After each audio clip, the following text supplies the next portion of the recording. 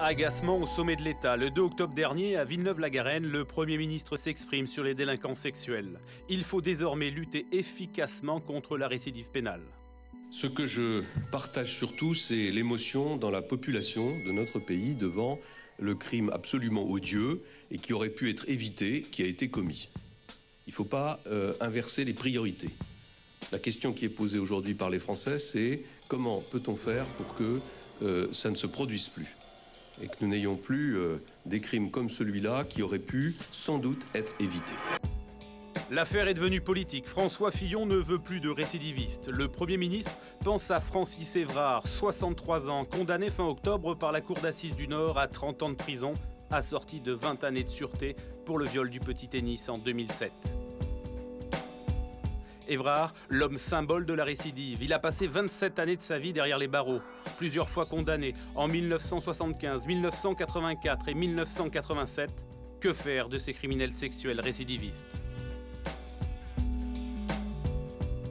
Autre exemple, celui de Manuel Alves Ribeiro da Cruz, 47 ans. Il a reconnu avoir tué Marie-Christine Odo, la joggeuse de Milly-la-Forêt. Lui aussi avait déjà été condamné en 2002 à 11 ans de réclusion criminelle pour le viol et l'enlèvement d'une adolescente de 13 ans en 2007. Il bénéficie alors d'une libération conditionnelle et récidive. Ces deux crimes rouvrent le débat sur le suivi des délinquants sexuels. Pour les magistrats, c'est clair, la justice manque de moyens. On sait comment il faut régler ces questions de récidive, notamment en matière sexuelle.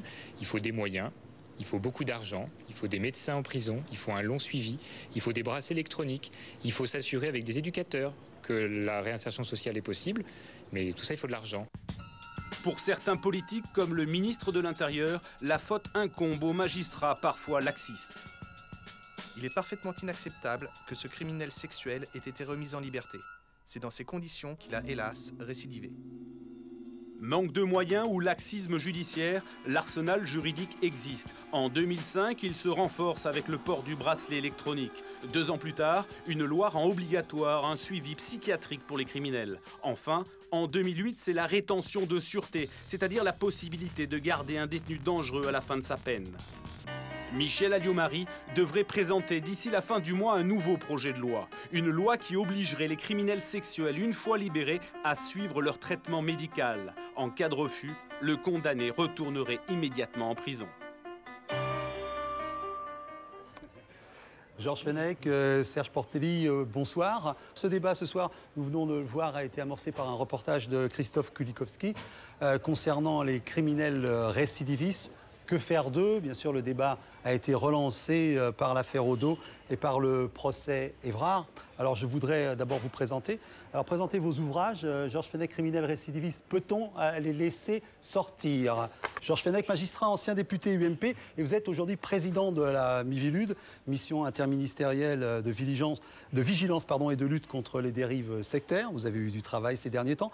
Votre nom a été associé à 2 rapports, un à l'occasion du bracelet électronique et puis de la rétention de sûreté.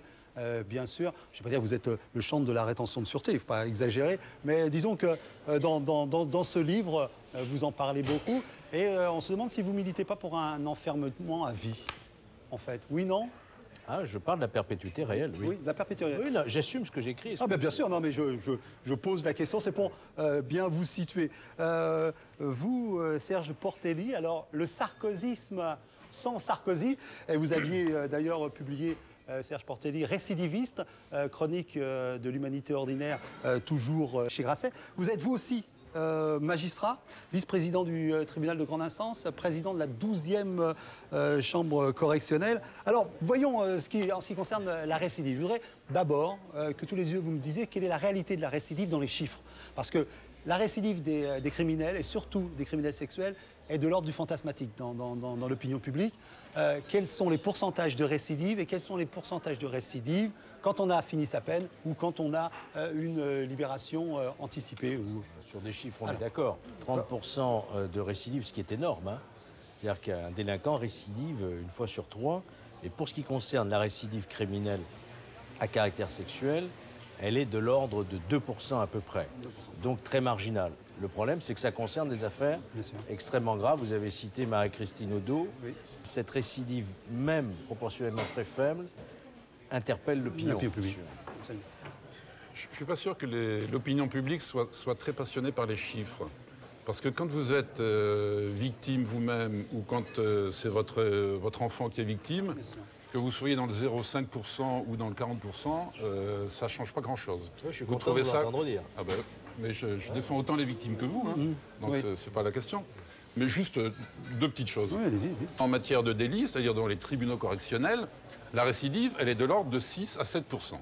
Et en matière de crime, dans les cours d'assises, cette récidive, elle est de l'ordre de 2 à 3%. Alors évidemment, vous vouliez répondre, Serge Portelli disait très justement, et je suis content de l'avoir entendu de sa bouche, que les chiffres, en l'espèce, même s'ils sont un indicateur, n'ont pas de sens quand ils s'adressent aux victimes. Tout à fait. Et je crois que 1, 1,5%, 2% de récidive criminelle sexuelle, quand une personne comme Francis Évrard Prenons les cas, oui. a été condamné et a purgé 27 ans de réclusion criminelle, il sort de prison et il s'attaque au jeune Ennis, il y a quelque chose d'intolérable dans l'opinion. Il y a une faillite du système judiciaire, une faillite du système psychiatrique, de l'évaluation de la dangerosité. C'est tout le thème qui me paraît extrêmement important et qui nous sépare. Serge Portelli et moi-même, moi je considère qu'il faut aujourd'hui mettre la priorité sur cette évaluation de la dangerosité. C'est pas parce qu'un individu a purgé sa peine qu'il est forcément réinsérable. Donc c'est pendant sa détention, vous voulez dire, évaluer sa dangerosité pendant la détention. De libérer, oui. Alors moi je voudrais revenir aux deux affaires qui ont motivé les mois, c'est-à-dire l'affaire Évrard et l'affaire Odo. La question qu'on a posée, vous l'avez amorcée, est-ce qu'il y a eu des défaillances en matière de système judiciaire et quelles sont ces défaillances et comment on peut y remédier? Qu'il y a eu des défaillances, c'est d'une certaine façon inévitable, c'est presque inclus dans la question. On peut considérer que toute récidive est une défaillance en soi. Simplement, c'est la dernière fois que je reparle des chiffres, mais quand même, il faut se rappeler que sur 100 personnes qui sont condamnées dans une cour d'assises, il y en a 98 qui ne vont pas récidiver. Alors, moi, je veux bien qu'on s'intéresse aux 2%, et je veux qu'on s'y intéresse.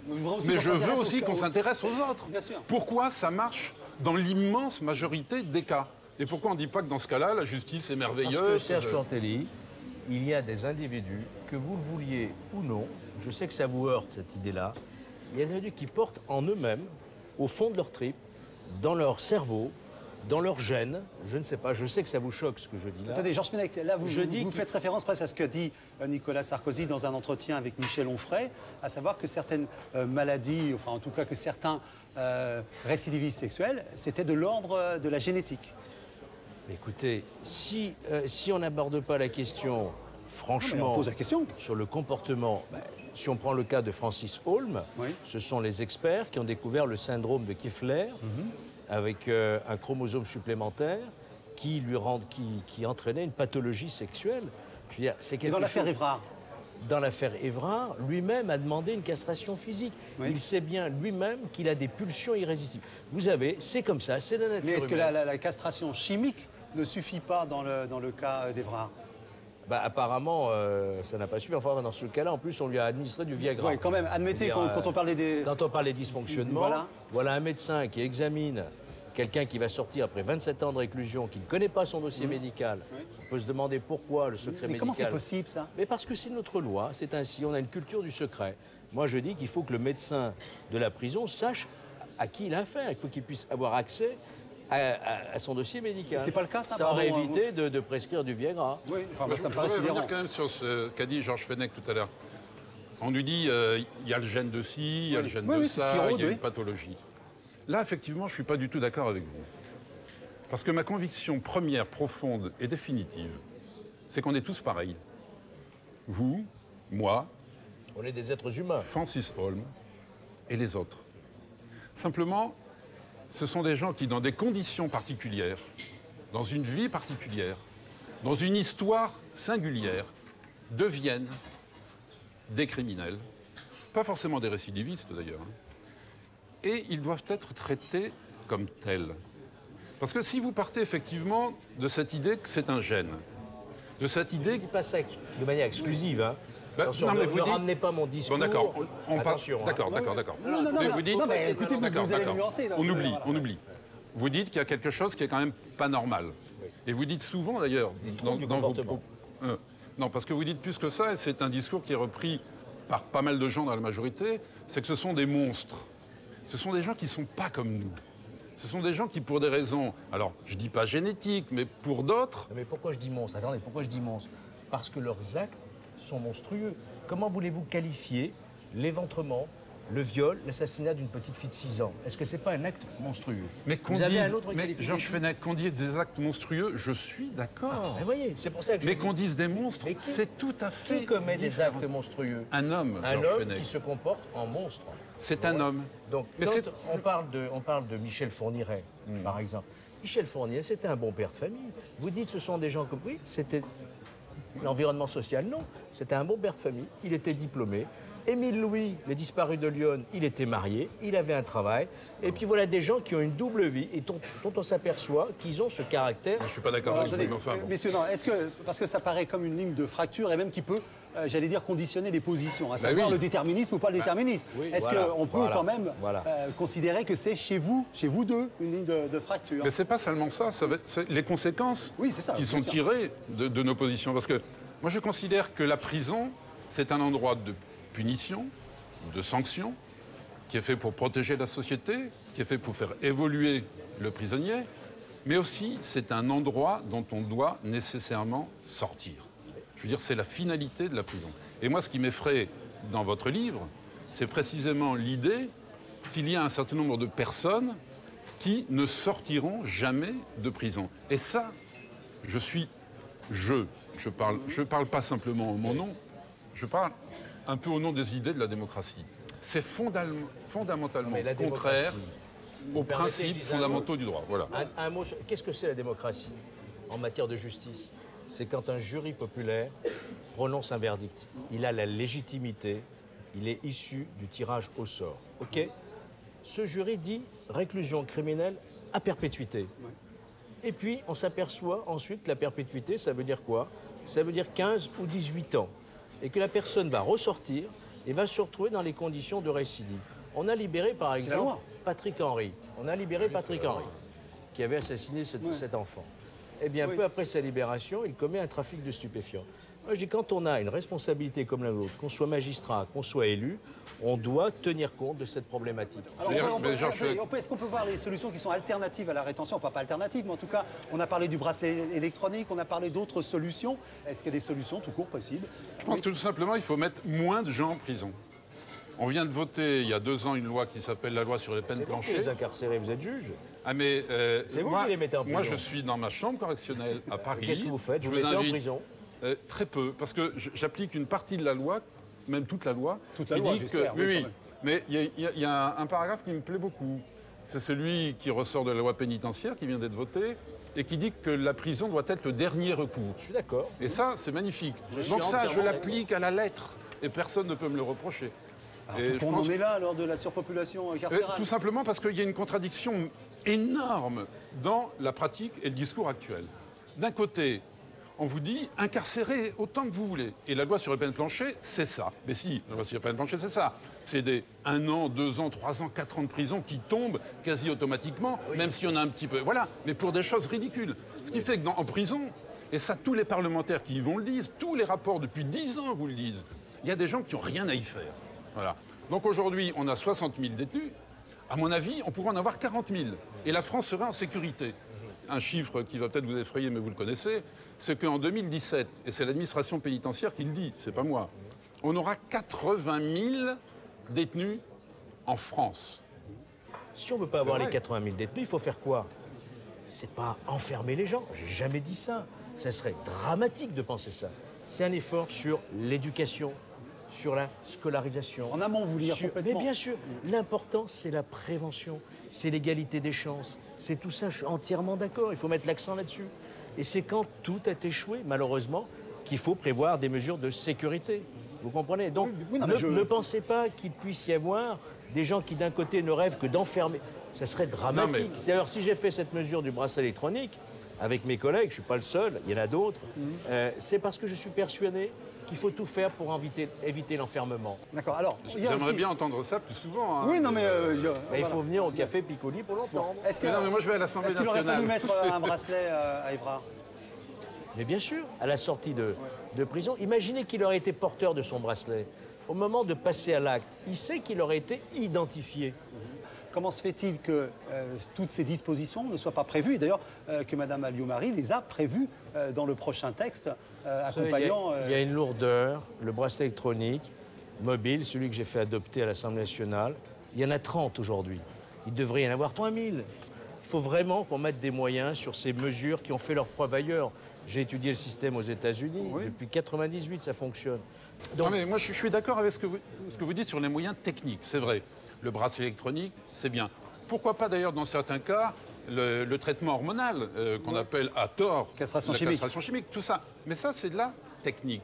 Le problème c'est au départ, est-ce qu'on peut, et c'est vraiment fondamental, dire de quelqu'un, quel qu'il soit, qu'il est particulièrement dangereux. C'est le terme qui a été employé dans votre loi sur la rétention de sûreté. À partir de quoi on peut le dire? Alors vous nous dites, eh bien, il y a un certain nombre de pays, le Canada ou d'autres, où il y a des systèmes qui existent. Mais c'est quoi ce système? C'est effectivement des grilles qui existent, que je connais bien, parce que j'ai participé moi aussi à des grilles d'évaluation. Des grilles d'évaluation, où on nous dit, ben voilà, il y a 40 items, enfin il y a 40 critères, et puis on attribue un chiffre à chaque fois, et quand ça dépasse 30, 40, ça y est, pof. Non, ne caricaturez pas. Mais si, moi, je ne suis pas caricaturé. Tous les deux, je vais vous poser la question. À ce point du débat et en conclusion, comment répondez-vous à cette question? Que fait-on des récidivistes? C'est la question qui est posée. Moi, j'aimerais, comme Serge Portelli, croire que l'homme est fondamentalement bon, même quand il a commis des actes graves et qu'il peut être réamendé. Malheureusement, la réalité professionnelle m'a appris qu'il y a des gens qui sont quasiment irrécupérables, qu'il ne faut pas mal les maltraiter, mais il faut les empêcher de récidiver. Et que pour une poignée de ces gens-là, c'est peut-être une cinquantaine d'individus en France, au maximum, eh bien, il faut les mettre à l'écart de la société, en respectant leur dignité d'homme, mais en empêchant la récidive de pouvoir se commettre. C'est tout ce qui nous distingue. On va voir dans la conclusion de Serge Portelli. Montaigne disait que tout homme porte en lui la forme entière de la condition humaine. Donc, je ne pense pas que l'homme soit bon, je ne pense pas que l'homme soit mauvais. Je pense que chaque homme a du bon et du mauvais. Et mon métier, ma vie, ma foi, c'est de ne jamais désespérer de quiconque, fût-il un homme qui commet des actes monstrueux. C'est un acte de foi. Voilà, je crois. Mais c'est un acte de foi. Vous avez fait tous les deux des actes de foi. C'est une profession de foi. En tout cas, je rappelle vos deux ouvrages. Chacun va se faire une idée. On voit bien qu'il y a quand même cette question est sensible. Elle est quasiment une ligne de fracture. Elle peut être une ligne de fracture dans la société française. Et je pense que c'est important d'éclairer son point de vue à travers vos ouvrages. Georges Fenech, criminel récidiviste. Peut-on les laisser sortir? C'est à l'archipel. Serge Portelli, le sarkozysme sans Sarkozy, c'est chez Grasset. J'espère, messieurs, que parmi toutes ces lois de circonstances, je n'aurai pas à vous réinviter dans 1 an ou 2. C'est raté d'avance. Hein.